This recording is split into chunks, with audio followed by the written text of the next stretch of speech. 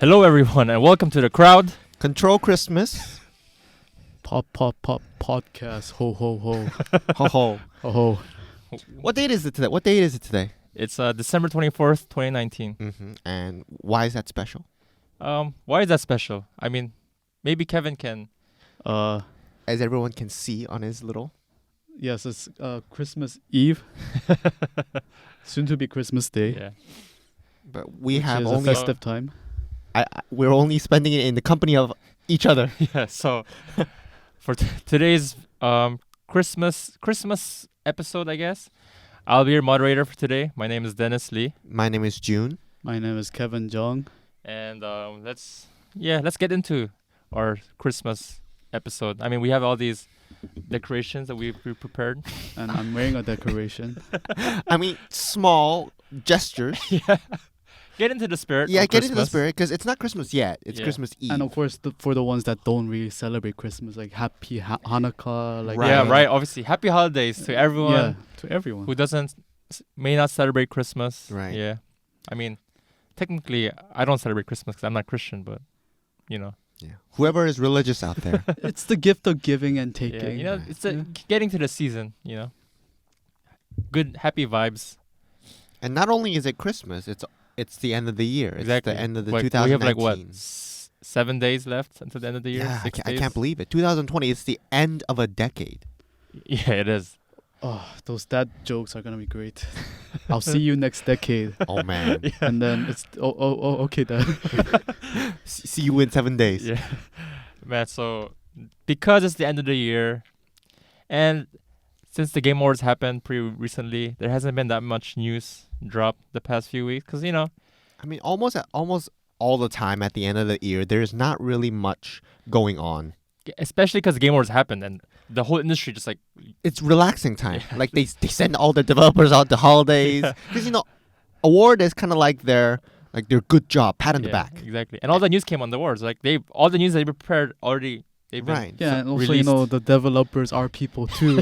They kind of need to relax too. Right, so- right. So, since the developers have earned their much-needed holiday break, I guess it is our turn to turn on the hustle. and we can judge the developers. Right, we can Oh. judge them and the companies on their performance of 2019. So for today's episode, we've decided to sort of talk about 3 publishers and look over their 2019 performance. And their gaming library, Yeah. their updates, and every action that they performed Yeah. in 2019. And then I guess we'll give a grade at the end. Right. So the criteria, it doesn't matter. Your personal criteria, if you sort of prioritize financial reasons more, then maybe you can say, because they have a lot of money. Or Which is maybe the whole point of a Do we have a company. proper review score? Can we just say 8 out of 10 sushis or what should we do? Maybe we should standardize it. Maybe just typical A, B, C, Oh, okay. Yeah. Typical ABC. Yeah. I mean, that works. Yeah, A plus B, A minus whatever. you Right. know. Because everyone understands Yeah, that. exactly. Like 8 out of 10 sushis, it could be a bad thing if you hate sushi. Oh, yeah, but we're Asian, so we have to like sushi. I mean, yeah. So we'll just give it a simple A, B, C scale grade. So we'll be talking about 3 publishers today, and 3 next week 3 we'll talk big. about 3 other publishers. Right. But for today's episode, let's get into Activision-Blizzard. So for people who don't know, Activision-Blizzard are actually merged as a company, so they're actually one publisher. So we're going to be talking about them together. Yeah. But also kind of, they do seem like separate entities among the gaming circle. Like, people still saying Blizzard as Blizzard and Activision as Activision. Obviously, Activision has been sort of influencing Blizzard a lot the past year or so. I mean, quite a bit since the merger. Yeah. Okay, so let's talk about Blizzard. The Blizzard side of the company first. What comes to your mind when you think of Blizzard's 2019? A great start, a bad end. Okay. That comes to mind.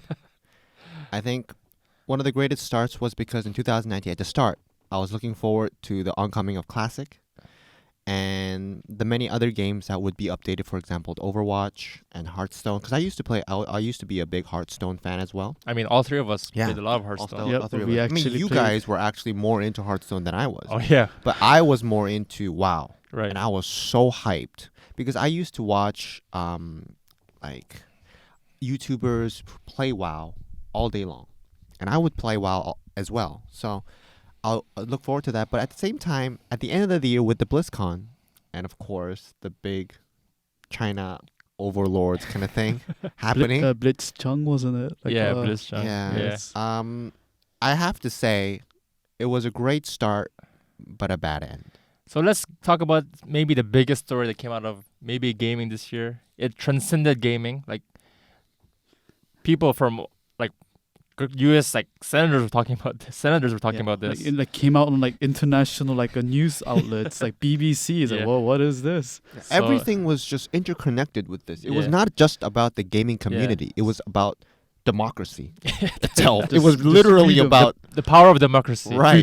the freedom. freedom of speech. So Blizzchung made this whole statement supporting Hong Kong, and Blizzard was in the unfortunate position of trying to appease both sides of their Chinese market and their international market. Which didn't work out too well in their favor in Yeah. both sides. Yeah, so So both feelings were hurt in the end, and it was not only that, but it was the worst timing ever. It was because it was right before the happening of BlizzCon. exactly. So Blizzard went like silent mode for like 3 weeks. I mean, I'm sure they were sort of panicking inside, like, what should we do? Damage control. Right. PR move, Yeah, whatever because- whatever you call it. Because this sort of put a shadow on the rest of Blizzard's 2019. Right. Like, But before the whole Blitzchung thing, wasn't there like another bigger event in like NBA with like what was it? yeah, I mean, one of the general managers of an NBA team, the Houston Rockets, which is a pretty popular NBA team in China Kind because of of... insulted I mean, he didn't insult. He just posted a picture on Twitter saying something like "Stand with Hong Kong" or something like that. I mean, but that literally is an insult I mean, sure, to the standing of China. they take it as an insult. Yeah. Exactly. So I thought it was a very dumb move, to be honest. Because standing in a political era, especially against China, when you are so popular, because basketball, to be honest, because I lived in China for like 12 years, I know how influential basketball is in China, especially Houston Rockets, because Yeah. Yao Ming was in the Yeah, team. exactly. So the fact that who's watched by many Chinese fans, would say that is something out of my mind to me. But I guess you could say he's being brave because he knows the consequences. But he chose to take the right stand. He chose to take the right stand, but what happens afterwards? You take the consequences. Yeah, but they didn't want to take the consequence. I mean, he wanted to take the consequence. But the NBA is one who sort of backed out. But Right. then the NBA changed their stance and said we support. They actually said we support the general manager because they were getting so much Backlash criticism what from they're like doing, right? the U.S. government, and But it's always a push and pull because it's hard to say which one is in the right and which one is in the wrong. Of course, a lot of people would say freedom of speech, democracy is in the right. But at the same time, in the perspective of Chinese people, right kind of gets obscured. yeah, I mean, but that's not our problem. Anyway, let's move on from this. No, because that's my theory. Because of that event and then the whole Blitzchung thing. I mean, sure, it's sort of It just like grew like more like fuel to the fire. Yeah. That's my Right. theory. yeah, exactly. It's like and then people started looking at Apple and what they did to appease China. Anyway, to move on from this, It is a very I dangerous. feel like we topic. can keep on talking about this for another 3 hours. yeah, but we can't get too Too political. deep into this Because we don't want to yeah. side with either side. It's just about gaming here. We're here to enjoy We gaming. want to tell you talk about gaming. guys Well, what happened. yeah, let's go back to focusing on Blizzard Right. and their 2019. So this Blizzchung controversy happened. It put a shadow on like Blizzard's reputation, and every game that or everything they do now will always be looked at a different eye now, a different lens, Definitely. because it's hard to come back from what they did. I mean, after the whole event, I literally haven't touched a single Blizzard game. Just like, I even uninstalled Hearthstone on my smartphone. That's how. Like, this- I haven't No, played it's just not Hearthstone. for me anymore. Like I barely played Hearthstone, and I used to play Hearthstone every day, and now just like it's To be honest, I was, even as a person who lived in China, I was very disappointed in the way Blizzard conducted its actions. It was because, as a big company who hosts these big tournaments, it is their responsibility to uphold neutrality. And they didn't do that, in my perspective, of course. So whatever they say they acted in rashness or they acted too fast or whatever. I just believe they didn't think things through, and they were just looking at it from a company's and profit point of view rather than a human. Seriously, they went too much in support of China. They went too much, and even if they said we're not supporting China, and China had no decisions or impact on our decisions. I mean, everyone knows they had some sort of impact. Yeah, I mean, they gotta follow the dollars, Right. the money. I mean, yeah, it is a company after all. or should I say the yen? Yes. I mean, not the yen, yuan. Yuan. I'm Chinese sorry. yuan. Chinese yuan. Okay, so, but there have been bright spots in Blizzard 2019. Of course. One is WoW Classic, the release of WoW Classic. And the very good song of the 15th year anniversary. Okay, yeah, this year was the 15th year Yes, it was. anniversary of WoW. So there were also that's why I said it was a very good start and a bad end, was because I really enjoy WoW Classic. We all played together actually, right? Yeah. He played partially, and then I mean, we it all was quit one by one. it was So really WoW hard. Classic was released on August 26th, 2019, and it really had quite a following among gamers. WoW Classic. I think it was like all over Twitch and Twitter, and streamers were playing WoW and going back to WoW. It was one of the biggest Twitch streams. Yeah, for a exactly. while. Yeah, for a while. And it's been a long time since WoW was on that first top 3 after like Fortnite Yeah, and like League of League of Legends Legends. and whatever. And it's also like a test of time. Like, would a 10-year-old like a classic like a MMORPG really do well in the current like gaming market? and it did well for a while. For a while. Yeah. I think Classic WoW is, for any WoW player would know, Classic WoW is kind of like that hard game that people refer to, like, back in my day, I used to do this kind of thing. So when you go to like retail WoW, a lot of people will say, you've never played Classic WoW. Back in my day, we didn't have these mounts or flying mounts or It whatever. was so hard. It was so hard. Leveling, you guys get it good. Friend request, friend refer. We don't have that, right? I mean, you experienced it firsthand. It took you, what, a month that we bought you to level to 12, 13? I think I was like 17. Yeah, and you were reading the quest logs. Yeah. And I just said, look, go online and look at the the guide. But it's like the true WoW experience, you know? Right. The true Reading WoW through the experience but logs and ended for the- you at level 17. I mean, you didn't even get to the end game, which you were grudging through barons. And then you stopped. Like, as a person who hasn't played WoW, so I don't have like the nostalgia of WoW like you two have. So I don't have like these I don't look at WoW with these rose tinted glasses of like, oh man, I remember it reminds me of my teenage years or whatever. So someone with fresh eyes playing WoW Classic, it's fun, but you can see sort of the cracks in the game design and the how much it aged. I don't think it aged badly, but it hasn't aged well. I mean, for a person who's fresh new to the whole WoW world, I do think there is too much of a grind and less of a engagement. Yeah. I mean, every game has a grind. Grind is just a mental concept in that you just have to do things over I mean, and over each again. person has different tolerance to how much grind Right. they can it just take. shows the old-fashioned EverQuest influence mechanic. It's just like how it's just there. It hasn't been updated. Yeah. Like it shows its age. But there's a reason why a lot of RPG games are updating that whole mechanic, because WoW Classic, it does get very slow and sluggish. I mean, I think it's easier to fall into the pitfall of the grind mechanic in WoW Classic than any other games that I've played. But for veteran players of WoW, we take that grind as, yeah, let's get through this kind of thing. Like, we're veterans, WoW world, we have to get through this to the end level. But at the same time, I do see the flaws in that is because the game should be fun. It shouldn't be a grind towards the end game where there's promises of a better time later on in the levels. So I do get that. like life, adult life. Oh, you just study hard and you will get better things. Oh, really? Really, Dad? Just if you look at it that way, if you study harder and then you get older, you have more responsibilities, you have more priorities, and then you're like, I need to earn money now, whatever. It's always for the future. Yeah, so I did enjoy my time with WoW Classic. Like, especially with playing with you guys. I mean, it wasn't really playing. We were slaving for you because we were level 25 and we weren't even supposed to be there. But you were like, help me with this quest. But it does get kind of sluggish, especially gameplay-wise, because it's not the most actiony. And it's not really engaging, is it? The gameplay isn't very engaging because you just Yeah. click on things and you click some hotkeys every now and then Right. for spells. And the story itself is not voice acted. For a game that old, I mean, voice I mean, acting. yeah.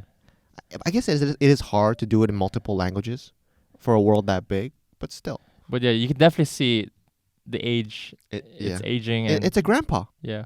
But like for you guys, because you played WoW before, you have the nostalgia as well to associate with It WoW holds classics. us into the world a little better than you. Yeah, because like for me, if I play like Final Fantasy VII, which the graphics are horrible, it is quite aged, but I still have fun because I played that game when I was young, so Right. it sort of brings me back to my childhood days and Mm. stuff like that. But So for classic- someone yeah. who's never played Final Fantasy VII and play it right now, they probably wouldn't like it.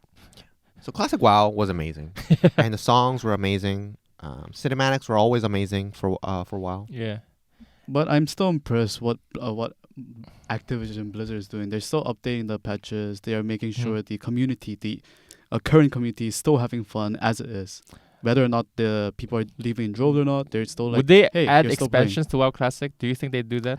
I think they would. There has been theories like either they're gonna like release release on like the next expansion as Yeah, it was, Like in order, or when like it a first came out? new timeline or something. Oh, like that.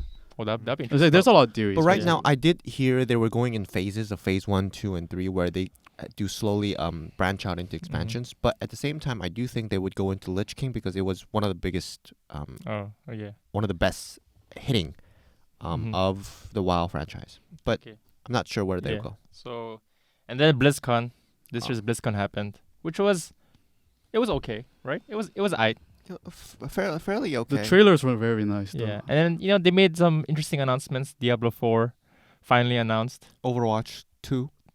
Surprisingly, Overwatch 2, which is like a weird decision. Like, Not Overwatch the expansion. yeah, just like Yeah, Overwatch it's a whole 2. new game. It's a different game. Right. It's just, And but then like multiplayer is the same. So multiplayer, it doesn't matter. it's just they added a new story kind yeah. of thing. So if you want to play the story, then you have to buy the, So just a The single sequel. player element in Yeah. Overwatch. and then Hearthstone, a little updates. yeah, And what was that game? Warcraft 3 Reforged. Yeah, Warcraft 3 Reforged, the retail. yeah, and also the new expansion for WoW. Oh, Shadowlands. Yeah, Shadowlands they had the trailer and the Mm. cinematic and everything. I don't know if I'm gonna play Shadowlands. I still on the fence a little about it. Yeah, I mean this year's BlizzCon was kind of, I mean it was always gonna be weird because of the whole Blizzchung Right. controversy, but the announcements were like, it wasn't like amazing because everyone expected Diablo 4 to be announced, and Overwatch 2 got leaked a few days before BlizzCon, and the WoW expansion I guess hasn't impressed that much among WoW fans. Maybe that's the feeling I get. But you do have to give it to Blizzard. They never fail with their trailers. Their cinematics is always on I par. mean, I always say, give the cinematics some credit because if they put all the cinematics together, they could actually make a good movie out of it. Yeah, I mean I feel like the WoW movie, the Warcraft movie should have been CGI. And a lot of people were disappointed with the WoW movie. I, for one hand, was all right I with thought it. it was okay. It wasn't bad. And at the end, when they shout for the Alliance, I kind of got the The goosebumps, goosebumps. yeah. Even though I wasn't the Alliance, I'm always a Horde player You're a horde. for the Horde, victory or death.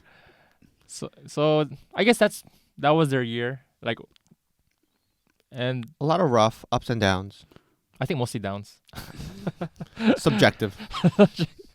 So if you would give a grade to, wait, I forgot we talked about Activision as well, the Activision side of Blizzard. Oh yes, Which is one company. that is Yeah. more impressive than Blizzard so far. So Activision, they've released Sekiro: Shadows Die Twice. You played Sekiro the Shadow Die Game twice. of the Year. Crash This- Team Racing Nitro Field, Heard of it, Call never of Duty played it. Mobile, and Call of Duty Modern Warfare. Good games in there. Very Yeah, good game. like the thing that's sort of surprised me about Activision this year was Sekiro, because From Software is either published by like Japanese companies or Bandai Namco, and I remember when Sekiro was first announced as a From Software game. That time people didn't know who it was published by, but people just assumed maybe it's like a Japanese company, and then I think the first trailer came out and then they announced it was Activision publishing it. and people were like wondering like why would they publish this game? Like it's such an un-Activision-y game, because Activision is known for like Call of Duty and Call of Duty. That's what they're known for. Like they're always known for like service games, big budget games that where they can like sort of They can always profit monetize off basically. as the game sort of goes on, evolves. But Sekiro just like single player focused game, no microtransactions. It was the opposite of what they stood for in the past. Yeah, it's like Yeah. the black sheep of the family. It's just And it's actually not a good Activision. black sheep. Yeah, I mean From Software games. Yeah, I mean, From Software game has a reputation. They're like probably, if you look at the past decade, are probably considered the most influential developer of this decade. I mean, you love From Software games. Yeah.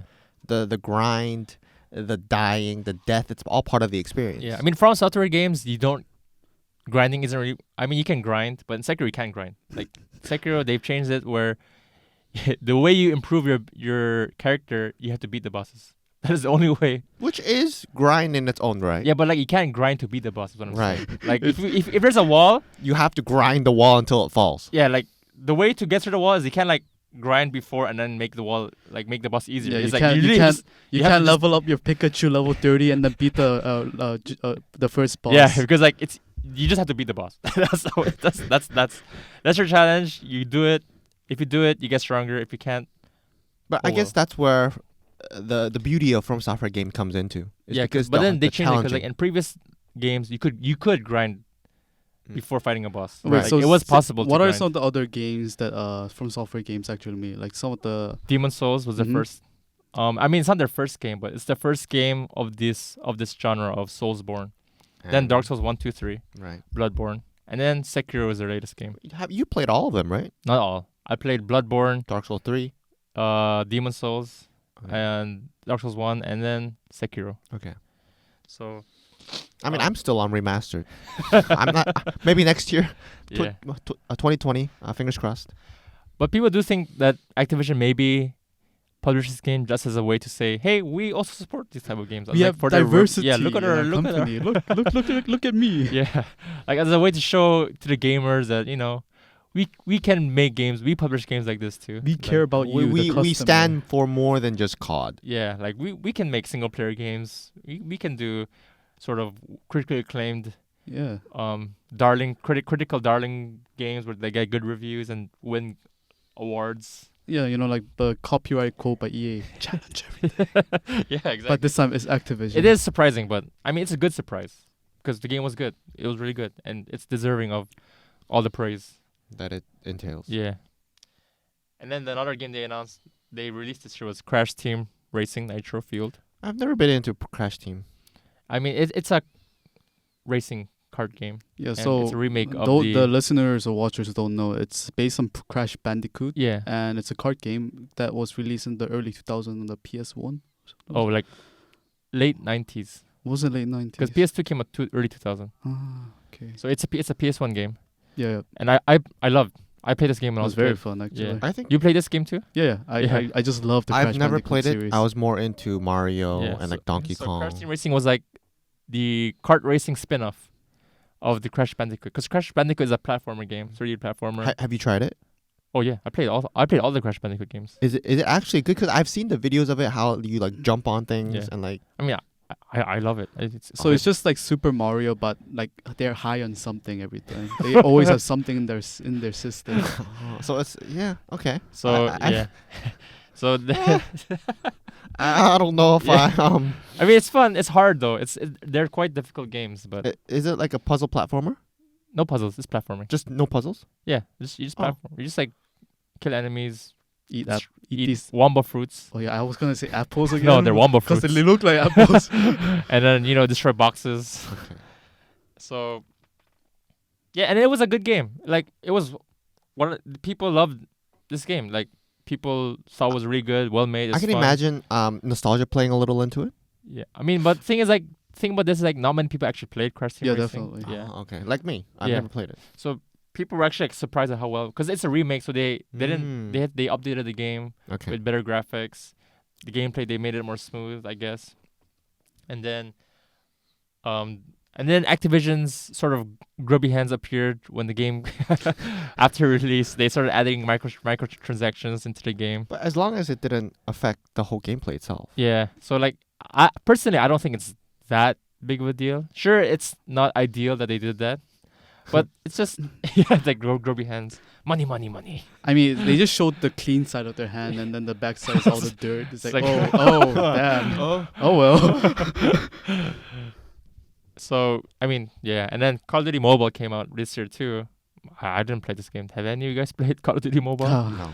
I usually don't play mobile games because mobiles are for Yeah, you do. You play a lot of mobile. And I mean, he has a mobile right in front of him.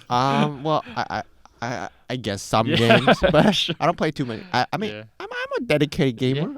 I think. And then Call of Duty Modern Warfare came out, which I've never been into COD. I played Modern Warfare 1. I played Modern Warfare 2. I played I heard Modern Warfare is really good. the Modern Warfare series is like the high point. I mean, Or we one of the high also points of played Call of in the Duty. PC Cafe. What was it? Which Black Ops iteration? 3. Black Ops 3. We Yeah. played that too. We played Who? the zombie Me? mode. No, me and Kevin. Yeah. Okay, leave me out. Yeah. So, as expected of a Modern Warfare, I mean, not Modern Warfare, Call of Duty game, it is the best-selling game of 2019. I think every year, almost every year, Call of Duties are always the best-selling games of I the mean, year. It's simple. Yeah. It's not hard to get into. It's like, oh, you just shoot and you just pick up a shoot. gun and shoot, Yeah. Yeah. but it has a very high skill curve I mean, and mastery in that skill ceiling. In that if you're a noob, sure you can get it's a few easy. It's bullets easy in. to learn. hard to master. Yeah. I mean, that's what I think any FPS because you need to be good at aiming. Like the pros, they just like headshot you right away. I think a lot of what Koreans used to play was something called sudden attack. Yeah. I play sudden In the attack. PC Cafe. Yeah, Yeah. I used to play all the time. I never played that game. Oh my god, there are so many hardcore fans of It's- sudden attack. I played it a bit. It's. You should. I mean, the thing is, I was good at sniping, so I could somehow be okay. you should see those But no. sniper dudes. My goodness, I can barely see them, but they're like boom, and they shoot, and I'm dead. And it feels so unfair. But then that's a get good moment. You know, you gotta get good. But usually those people have no job, Don't know life. no life, and I still have no job, Yeah.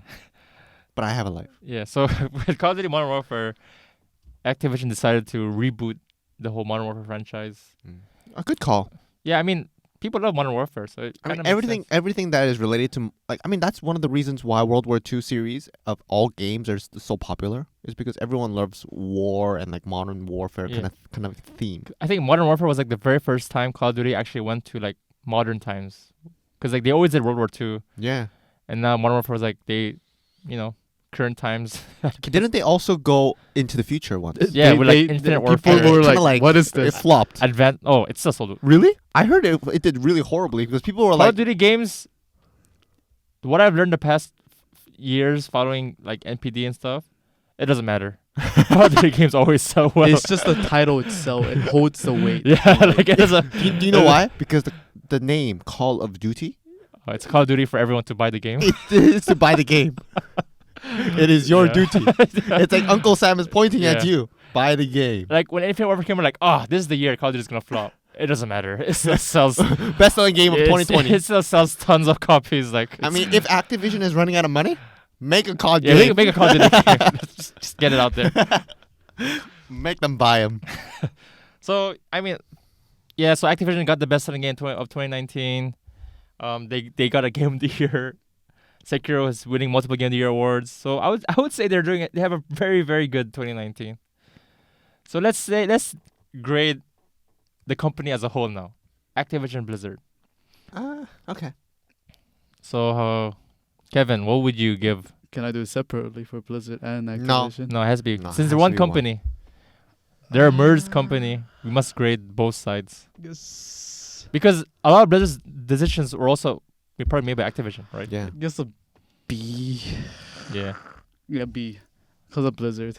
How about you, June? I would say it's an A minus A minus. because although there was a slip up of international concerns, they did fulfill their role as a gaming company, in that regard, they're still a gaming company.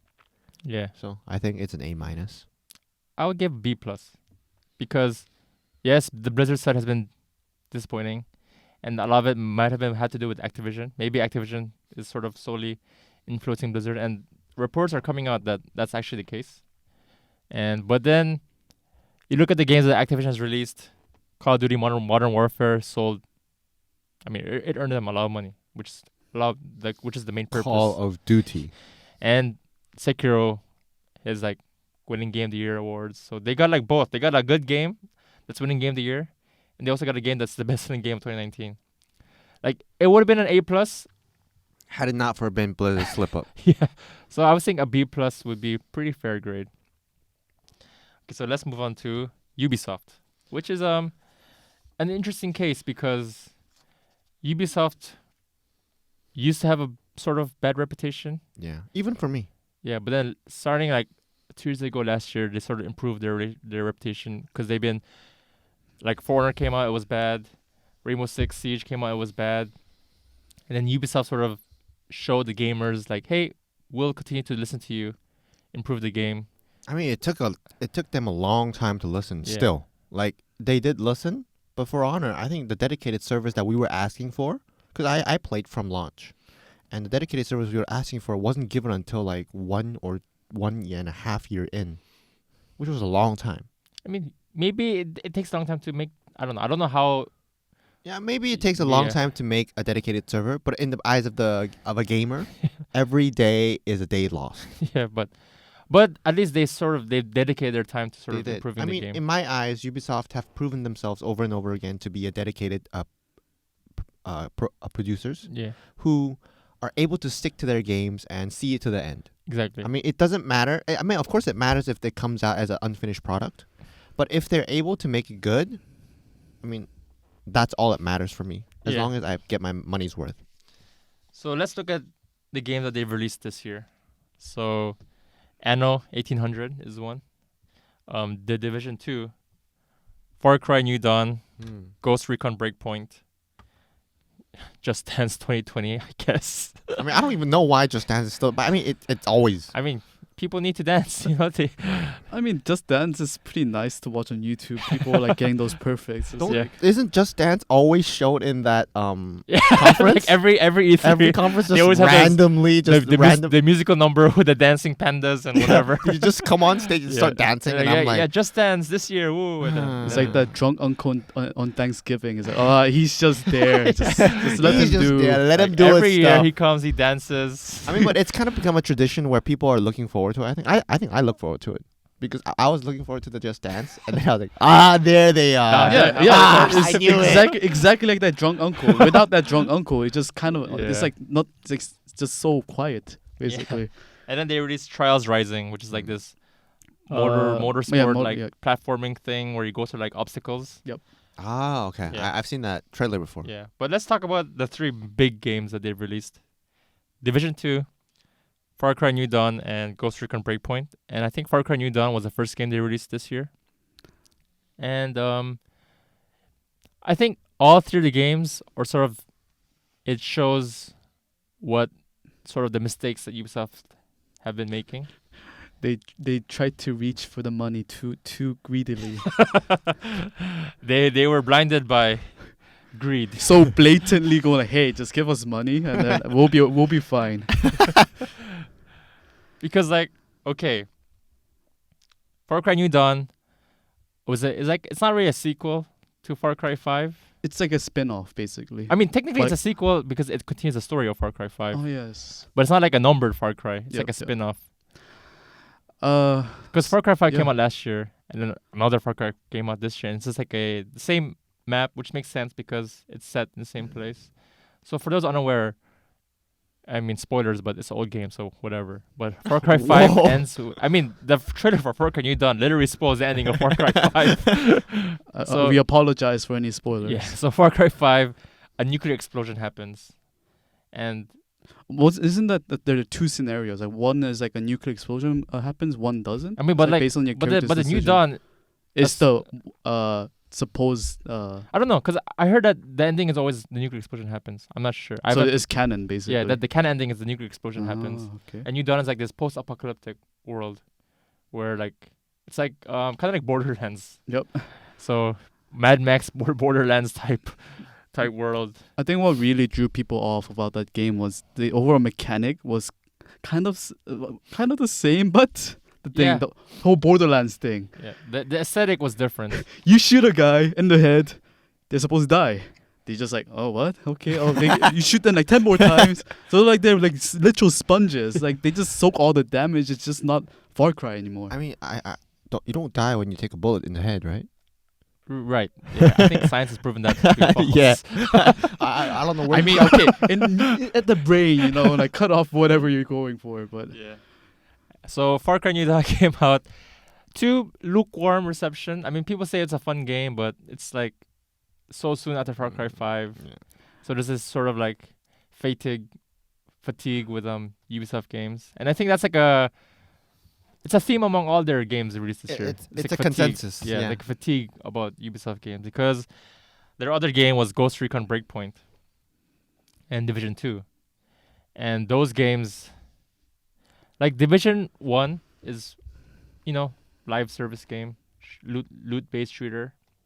And people just would preferred it if they actually just supported Division 1. And I guess they decided to release a sequel to that, Division 2, set in like Washington DC.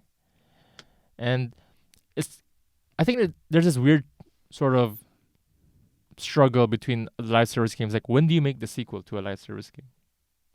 Right? when you want more money. Which is apparently the reason why Ubisoft made the I mean, there's Overwatch 2. Why? Yeah, that seems to be the trend nowadays. Yeah. So, and also Ghost Recon Breakpoint, another case of sort of live service game, but I mean, Ghost Recon Wildlands did so well. It was one of the best selling games of 2018. And I guess Ubisoft saw like, whoa, this game sold so much. If you make a sequel, it'll sell even more. And then that wasn't the case. It's like, oops.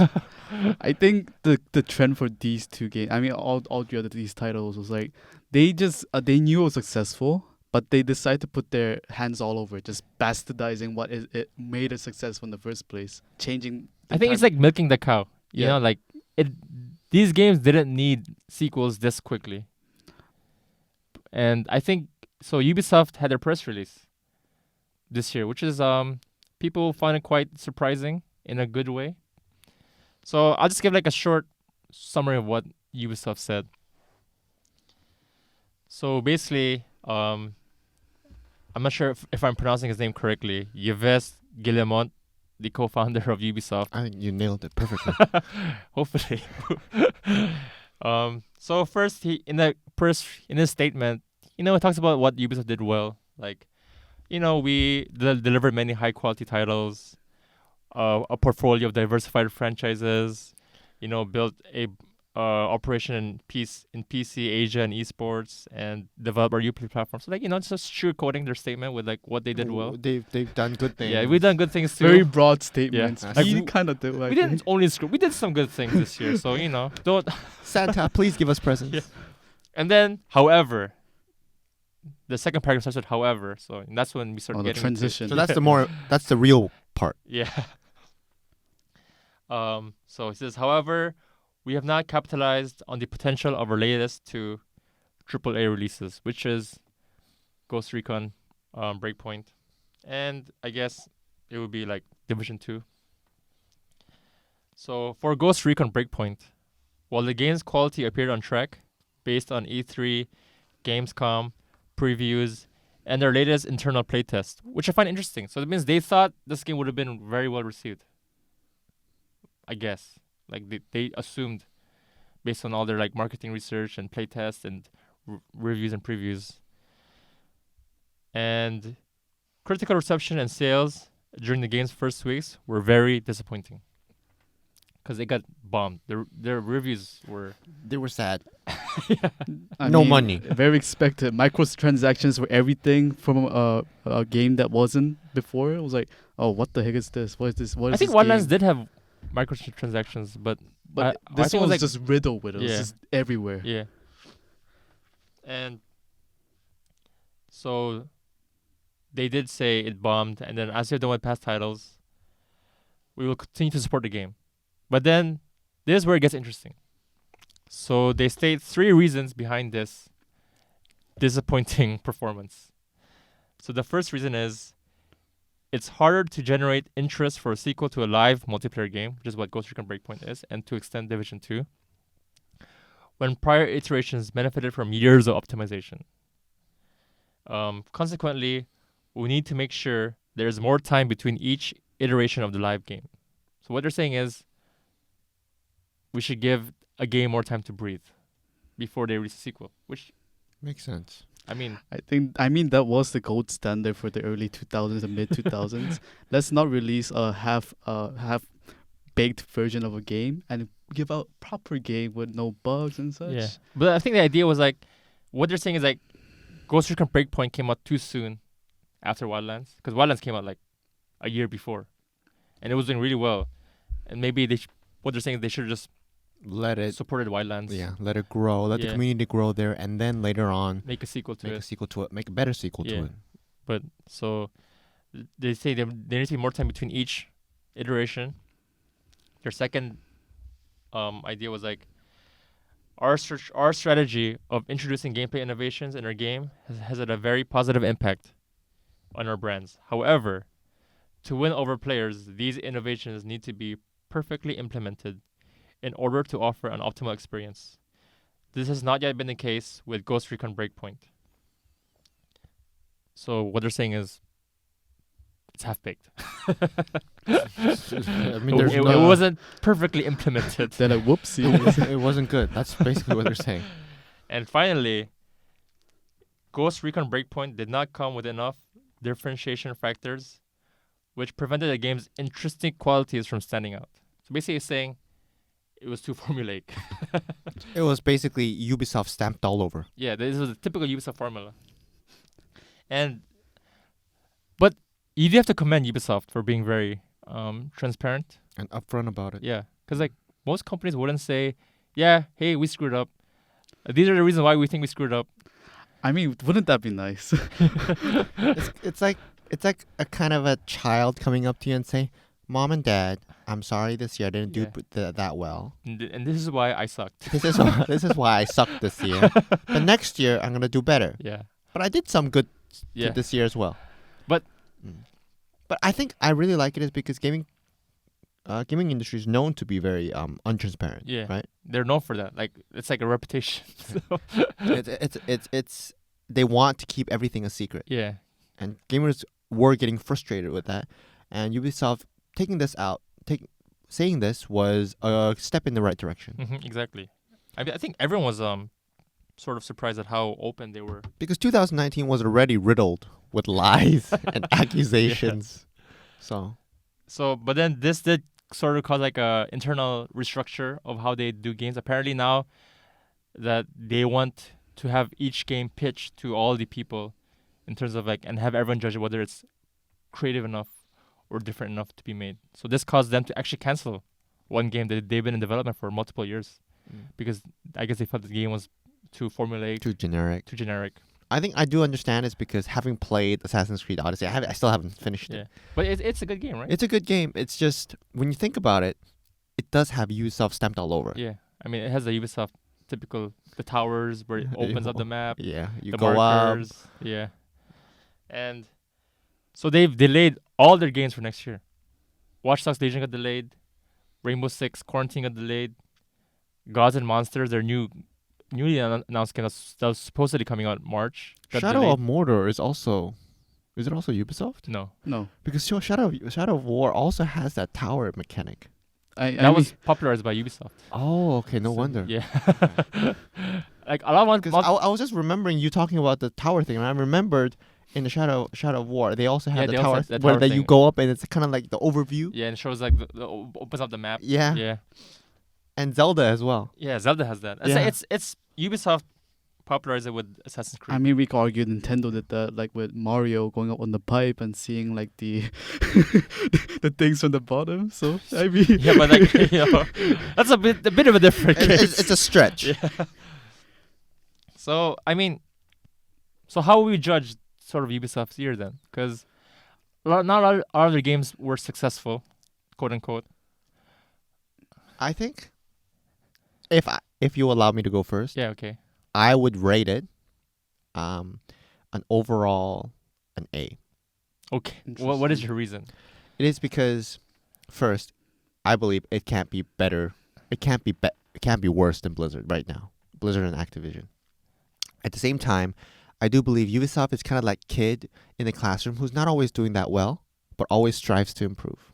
And I like that. I like those kids. So you're rewarding the kid for effort, because I've played For Honor and a lot of Ubisoft games, and I've noticed that although at the start they're not doing that well, they always stick with it and they always make a lot better game. And right now a lot of people are satisfied with where in the direction of For Honor and Rainbow Six Siege. So I do think Ubisoft is not like a short-term company, but it's like a long-term company where if you go buy into their game, you can bet it's gonna have a long lifetime. Mm-hmm. I think I'll give it a C, Okay. because it is definitely not Ubisoft's year. Of course, there were all those titles like Trails. What's it called? Trials Rising. Trials Rising Yeah. was pretty nice. Yeah, that was a good game, I apparently, know, yeah. those are all pretty Yeah. good. But overall, what are the big AAA titles that really did well? And none. None. It's just like, oh God, there's money all over. We want money from all these AAA games, and the customer clearly doesn't like it. The They players, spoke with their wallets. yeah, Yeah. because if microtransactions are there to the point where it actually affects gameplay, that's when you know you kind of fucked up. You can't really do that. You're not Yeah. supposed to do that. I think the idea is that if the gameplay is designed around microtransactions, is Yep. when it becomes a bit Yep.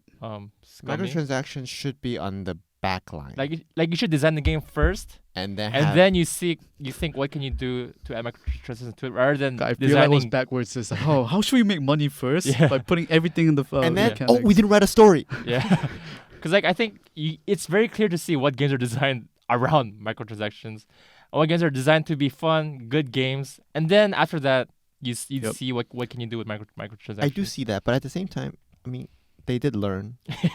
I mean, But hopefully. the thing is, We like, don't know yet, the because- the tweet, like, when did they make this, quotes like, "Oh, we messed up this year." that was like October. Even then, it's like overall, it is just not Ubisoft's year. Them Yeah, I owning mean, up, yeah. it's good, but they But didn't then really you can't show change. much You for can't it. change the past Yep, of what definitely. they did. So, I think I'm leaning more towards Kevin. Yep. I would give it a C plus. Mm. You know, because yes, they're being transparent, and yes, they're owning up to their mistakes, and hopefully, Ubisoft 2020 is going to be amazing because they learned from their sort of disappointing 2019. But you can't change the fact that all their games bombed. It's just bad. Like they're, No. I mean, they're not like bad, but like it's disappointing. Yep. Like I think that's the right word. yeah, it's all disappointing games. All those golden childs did not get the grades they needed. Yeah, exactly. They didn't get the A+ on the like parents. Ubisoft got the report card. And like, oh, what do we do? Are we bad parents? And then the parents are like, I sucked this year. And it's like Maybe the kids next they year. don't care about, like, like a parents play. No, I don't care. No. Maybe Yeah. next year. Yeah, Maybe but I'm expecting quite a lot from Ubisoft 2020. I think out of the three companies that we will talk about today, I'm expecting the most out of Ubisoft. yeah, me That's too. personally Me too, because I personally, play a lot yeah. of Ubisoft games. So if I'll give maybe another grade, like maybe like future prospect wide. Maybe I'll give like an A for that one. Well, Like that's for next exactly year. my thing. Yeah. That was my future prospect. A. Yeah, but then we're judging the 2019 though. Yeah. Oh. But then you gave her reasons why you gave it. I'm still yeah, there. You can't yeah. change the past. You already gave the grade. To I mean, It's locked in. Your grade's locked in. no, edit it out. I mean, I'll do think about it. Yeah. Okay, now let's just go to EA. Oh wait. Oh yeah. Okay. EA. Yeah. EA. Oh, okay. EA released Star Wars Jedi Fallen Order. FIFA 20, Madden NFL 20, NHL 20, the typical yearly sports titles. Apex Legends too. Wasn't Yeah. it? Need for Speed Heat and Anthem. That name. So what game should we talk about first? Let's talk about the good and then go to the bad. Oh, you want to talk about the good first? I mean, How about the bad first? Let's open with Anthem because it seems like the biggest. I like good things. Because it seems like the biggest story that came out of. Yeah, but that's one of the bad. So let's just quickly go through Anthem. So, yeah, I mean, where do we start with Anthem? It flopped. Yeah, I think Anthem was a very, very, very, very hard lesson EA learned with how they manage their developers, because I think everyone knows how much Anthem disappointed everyone in terms of not even just like commercially, but critically as well. I mean, they didn't just disappoint the consumers, but they also disappointed the developers and the publishers, because the people who spent so much time in it, a lot of the content that a lot of people made and contributed was scrapped because the top Because management they kept revising it over Right. and over again. they kept revising, and then the names got even the name got changed. Yeah. I think when a point comes when a game's name changes a few months before release, there is a problem of identity for the game. Yeah, exactly. I think this is one of those games where BioWare just felt so much pressure from everyone because everyone expects BioWare to make an amazing game. Because BioWare was known as a company that made Mass Effect. Mass Effect and Dragon Age and like Knights of the Old Republic. Like all their games were so critically acclaimed. They're known for stories, making these worlds, RPGs. And then EA Then EA came.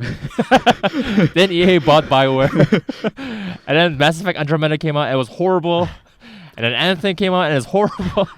This has been a recurring pattern with most of the Like companies. the big papas buy a prodigy child, Yeah.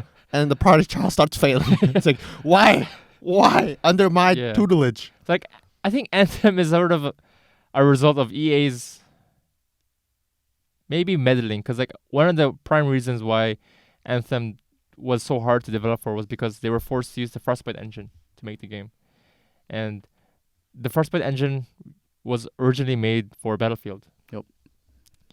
But apparently EA mandates all companies to use the Frostbite engine no matter the genre. So apparently that they struggle a lot with making the Frostbite engine work with Anthem. It's another reason why Mass Effect Andromeda did so bad. Like performance-wise, development went horribly because they just had so much struggle trying to make an RPG game using the Frostbite engine. It's like you think of it simply like it's like you're playing an RPG game, and within the custom mods, you're making a custom mod within the mod, and then trying Yeah. to make it work. Like they had to make an inventory system from scratch because Battlefield doesn't have an inventory system. Like Frostbite engine. 1, 2, 3, and 4. So like they're Only the four. primary gun, secondary gun, the Yeah. medic bag. so like apparently that was a contributing factor.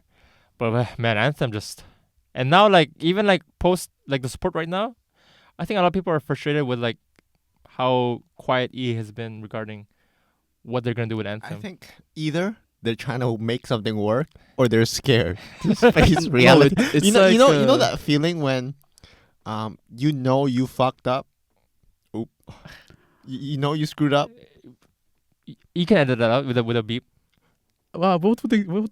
But you can think of it like this. Right now, Anthem for EA is like those grandparents you have that you don't want to really talk with. You send them to the community home and then just visit them Yeah. every few years. It just feels like I don't think they can salvage Anthem.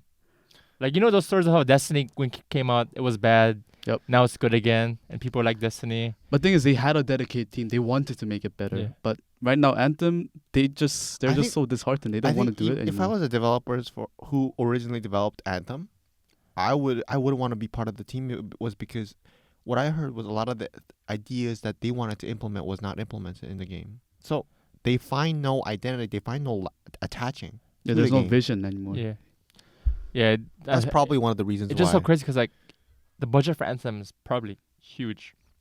They spent so much money in Anthem. I mean, the game looks gorgeous. Yeah, it looks amazing. It looks amazing. The verticality of the Yeah. game. You can fly. It looks amazing. But it's just so disappointing because it had so much potential to be great. Yeah, because when I first saw the first trailer for Anthem, I was blown away. I It was great. I was like, oh my god, this is the future. was so happy that games were taking into account verticality now. Yeah. Because everything was more on the ground. But now we were able to have a little bit of more freedom in Mhm. flying. And to look so good doing that, on top of it all, I love Transformers. So having Transformers kind of thing, you slide into your Yeah. little body armor. But just, it's just such a disappointment. It's a Yeah. good thing I didn't buy it. Yeah, I mean, yeah, me too. I'm thinking. I was actually thinking about it, but I was like, let's see how people actually Yeah. do, because I'm pretty sure a lot of people bought it. Yeah, but yeah. Oh, yeah. Oh. And it's Oof. it Oh god, and no. the one thing about Ouch. these shooter and loot-based games, because it is a Yeah, loot-based it is. game. Like it's like a yeah. It's like Diablo with guns. Yeah. It's like Borderlands. Yeah. What it was one thing I was really disappointed was loot-based games should be revolved around loot and having lots of it. Like Borderlands, Mhm. you have like tons of guns with random variants. I heard in Anthem a lot of the guns looked the same. Yeah. That's no way to approach a loot-based game, Mhm. because the whole point of a loot-based game is to want loot. Yeah, and have like cool looking weapons. Right, like Diablo. Yeah. Remember, we would have used to like farm Yeah. just because things look cool, and I didn't even need this weapon, but I would keep it because it looked cool. Yeah.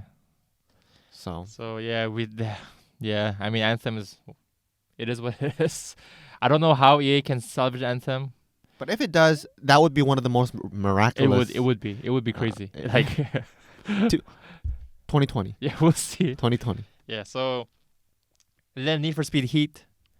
I've never been into Need for Speed games. Need for Speed used to be like this one of the biggest racing franchises. Yeah, Yeah. it's like it was all over the arcade. And then now it's basically. just like man, Something that existed. I mean, Need for Speed. It was also famous for movies as well. I used to watch Need for Speed movies. But there was like one movie, I think. That's it. yeah. No. We're talking about Fast and Furious. I think he's talking about Fast and Furious.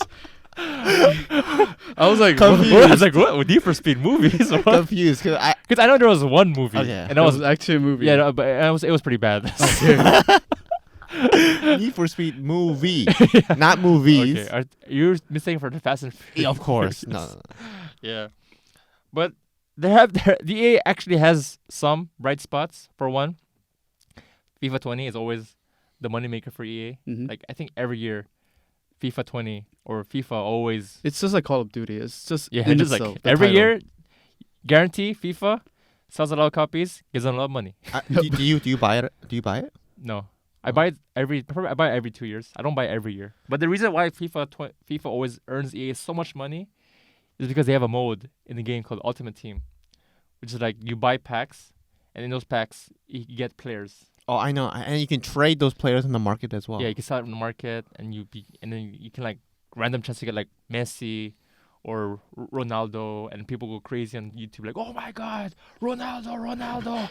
But Wait, like, so are there like different stages of Ronaldo? Prime Ronaldo, like a 20s Ronaldo. It's like 15 Ronaldo. no, apparently like if Ronaldo does well in the season, they release like a better version of his card. Oh. So people will buy more packs to get that better version of Ronaldo. So Ronaldo with Adidas shoes and then Nike shoes. Wow, that's an upgrade. As an upgrade, faster speed plus So 3. They have like if Ronaldo scores like 10 goals in a week, they'll be like, okay, this is like that week Ronaldo, you know. Anyway, they also, but then that mode earns EA so much money, like billions of dollars. I mean, in terms it's of- understandable because the Dragon Ball game that you do, the gacha game, Okay. you spend money on that as well. we will not talk about this. I mean, even when we were eating last time, you were like, "Oh my god! Oh my god!" Yeah, because I got a LR Gohan, Yeah. which is a I mean, Pretty hype. this guy is really into Dragon Ball. yeah. Anyway, we'll not talk about my problem with Dragon Ball games. But yeah, so FIFA always earns a lot of money. Madden sells tons of copies every year because I'm American actually football- surprised you don't buy Madden and NFL. I do buy Madden. Oh, you do? Yeah. No wonder. Because But, you were really uh, into football. Yeah, I'm actually curious, like Madden, right? Where does it actually do well, like region-wise? America. Only Obvious- yeah. Is it only America? Yeah, but then that's like the biggest gaming market in the world. Yeah, because for FIFA, it's like I think it's worldwide almost because everyone loves Yeah, soccer. usually it's- or more football. Yeah, Football. Europe, South America, Mhm. Asia as well. You know, FIFA is like world. FIFA is like their EA's number one Yep. moneymaker. Madden is number one moneymaker in America. Like Madden comes out number one in the. I mean, it's understandable because in the States, American football is Yeah. big. yeah. But then another bright spot was Respawn. Respawn, Oh yes. one of the companies owned by EA, are actually, you know, they're like putting the team on the back. So they came out with Apex Legends and Star Wars Jedi Fallen Order, which is like probably the two most well-received games by EA this year. And you played the Apex Legends, right?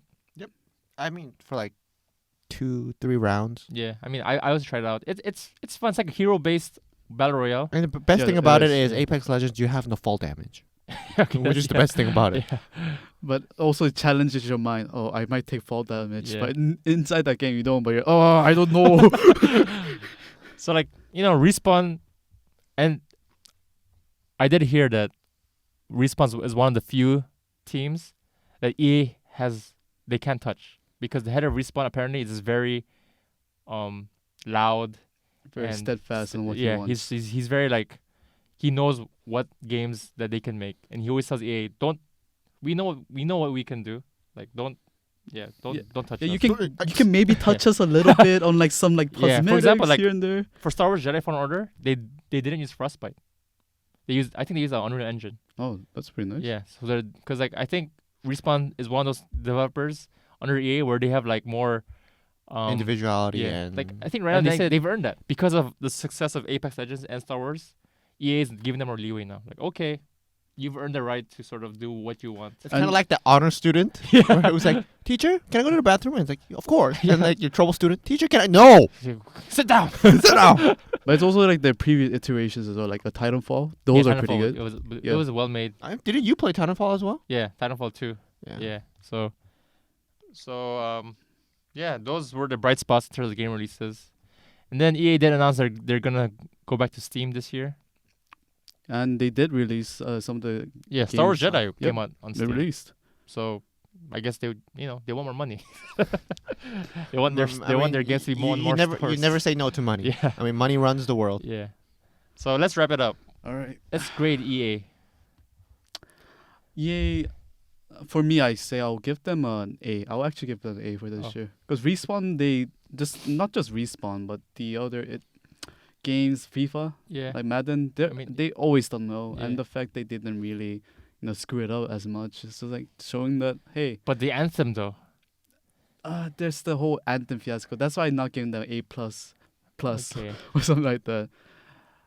Oh wait, maybe an A minus. Yes, I'll give Okay. them A minus. How about you, June? I think it's a B plus for me on this one. It's because when I look at gaming companies, I look at their potential in the future and also their current gamings and what they're able to tell the customers when they do flop. I mean, some games flop. It's inevitable, inevitable. Yeah. But what you do and how you take charge of that failure is part of being a company. And I think I was actually looking forward to Anthem because I saw the trailers and I was like amazed. But judging by how they are reacting and not reacting per se is one of the reasons why I would give it a B plus. But they do have great games. But I haven't played any of those games, I think, except Apex Legends. I do want to play Star Wars Jedi because I've heard great things about it. It kind of has also that parry mechanic. I Yeah. heard a little like Sekiro. Sekiro. But I haven't gotten the chance to FIFA. I've never been into soccer. NFL, Madden, not really. Need for Speed, never been really into Racing games. Yeah. since like the early 20s. Okay. So I think I'll give EA a B minus because I feel like Anthem is that was too much of a screw up. Like Anthem, with the amount of money they spend on Anthem and the amount of time and the amount of marketing they spend on Anthem, like to have that big of a flop is, I think it's one of those flops where you can't recover from. Like I feel like Anthem is unsalvageable now. Like they have to move on from Anthem. There's no way they can save that game. I mean, I guess they can, but it'd be You think it's a sunk cost? like it'd be extremely hard. It would require dedicated fan base, which some might say it has still, yeah. and a dedicated developer who is actually wanting to make this game Yeah. better. But I feel like EA is a little scared to touch Anthem right now. It's because they don't know where to start. There are reports that they're actually sort of preparing for a big update for Anthem. It's like an Yeah, that's Anthem good. 2.0 update. Mm. So we'll see what happens with that. pay extra $10 for the patches to fix your game. Yeah. So I feel like Anthem that's too big of a black sort of black eye on there. It's just too much. Like I don't think you can overlook what they did with Anthem. So yeah, a C plus I think would be fair for me. A C plus. Yeah. Okay. But you just gave them Yeah, I just changed to C plus because Anthem just I just can't believe how much they screwed up with Anthem. It's like Bethesda levels of screwing up with their Fallout 76, but they spent more money. That's the thing. Yeah, so that's our review for the 3 publishers for today. I mean, next week I think we'll do Sony, Microsoft, and Nintendo, which is like Mm-hmm. But unfortunately, you won't be here next week, right? Sadly, I will be in Thailand. I will still be in charge of the editing, so your thumbnails, your video quality will stay consistent and maybe even better. Sadly, Kevin won't be joining us though. Yeah. In our little talks, so it'll be just you and me, Dennis. For the next 2-3 months, maybe. And we can do spin-offs where I send voice messages, record voice messages. We for, just hear your voice. for the, and then we look up. Yeah. And like, Kevin? what about your gaming impressions? for word of the day. It's like okay, just play this back. It's okay, sure, why not? That'll Okay. be interesting. Yeah. I do hope you have a safe trip. No, thank you. Yeah. Maybe that should be it for today's episode. I think it was actually longer than I. Yeah, it went way longer than I thought it we would were be. gonna do like 40 minutes, and then we were gonna do gaming impressions. I Yeah. actually prepared a gaming impression. I have a good game for you guys. We can save for another time. But yeah, another time because maybe next week since we're only a two-man Yeah. team. The 2-man team. Yeah. We're missing our musketeer, I'll send the pre-recorded messages. Okay. and then he photoshops himself in the Yeah, chair. it's like it's just like a static Just like picture. my face is Like that Star Wars kind of thing. Yeah, it's like the Force Ghost. Force Ghost Kevin. It's just static. Oh yeah, the Jedi, right? Jedi. Yeah. What's the latest one that just came out? Rise of Skywalker. People don't really like that, right? Yeah, it's like it's mixed. Like, yeah, it's mixed. People like it. People don't like it. We'll see. I mean, in Korea, it hasn't come out yet. It's coming out January 8th. I remember what you said for last week's episode. Yeah. What did you say again? I thought it was a good movie. Last Jedi. Yeah, I thought it was good. All right. We'll see for this one. I mean, I don't know. We'll see. We'll see. So now that we're ending today's episode, we have for today's last word is coming from June, right? Yeah. Okay. I actually don't know what I'm gonna say. Wait, did you not say that you had something prepared? I did, but I kind of forgot. Okay. I mean, it could be about anything. It could be about today's topics. It could be about Banzai. Okay, Merry Okay. Christmas, guys. Merry Merry Christmas, everyone. Christmas and see you next week.